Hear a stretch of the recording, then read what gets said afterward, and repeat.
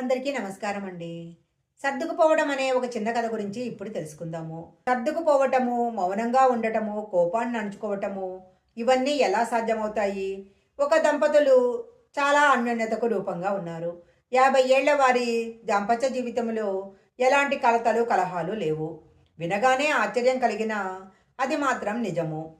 ఒకసారి భార్య తీవ్రమైన అనారోగ్యంతో తనువు చాలించే సమయంలో భర్త ఆమెను ఒక ప్రశ్న అడుగుతాడు. కోకిల, ఇన్నేళ్ల మన జీవితంలో నా పైన ఎప్పుడూ కోపం రాలేదా అంటాడు. దానికి సమాధానంగా ఆ భార్య, ఆ అటక పైన ఒక పెట్టె ఉంది, తీసుకోండి అంది. మన పెళ్ళైన కొత్తలో మీ నుంచి నేను ఒక మాట తీసుకున్నాను. ఎట్టి పరిస్థితుల్లో ఈ పెట్టె మీరు తెరవకూడదు అని.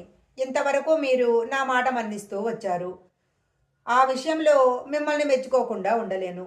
ఇప్పుడు ఆ పెట్టెను తెరవండి అన్నది కోకిల. భర్త ఆ పెట్టెను తెరిచాడు. అందులో 2 నూలు బొమ్మలు ఉన్నాయి. మా అమ్మ ఈ పెట్టెను మన పెళ్ళప్పుడు ఇచ్చారు. నీ భర్త పైన ఎప్పుడు కోపం వచ్చినా ఆయన పైన కోపాన్ని ప్రదర్శించకు. ఇలా బొమ్మలు చేసి పెట్టు అన్నారు అని చెప్పింది. భర్తకు చాలా ఆనందం కలిగింది. అయితే కోకిల, ఇన్నేళ్ల మన కాపురంలో నీకు నా పైన 2 సార్లేనా కోపం వచ్చింది అని అడిగితే, ఆమె అందులో ఉన్న ఒక మూటను విప్పి అక్షరాల 2,00,000 రూపాయలు అతని చేతిలో పెట్టి, నేను వేసిన బొమ్మలన్నీ అమ్మేస్తే ఈ డబ్బులొచ్చినాయి.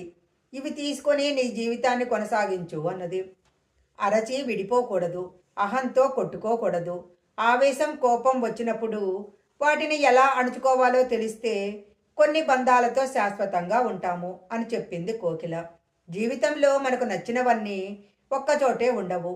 ఒకేసారి అన్నీ కూడా ఇమడలేవు. ఏదో ఒక లోటు అయితే ఖచ్చితంగా ఉంటుంది. లేదు, నాకే ఇలా అంటావా? ఖచ్చితంగా అది నీ పొరపాటే. లోపం లేని మనిషి అంటూ ఎవ్వరూ ఉండరు.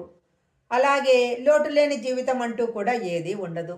ఈ కథ గనక మీకు నచ్చినట్లయితే లైక్ చేయండి, షేర్ చేయండి. ఇలాంటి మరిన్ని వీడియోల కోసం మా ఛానల్ సబ్స్క్రైబ్ చేసుకోండి.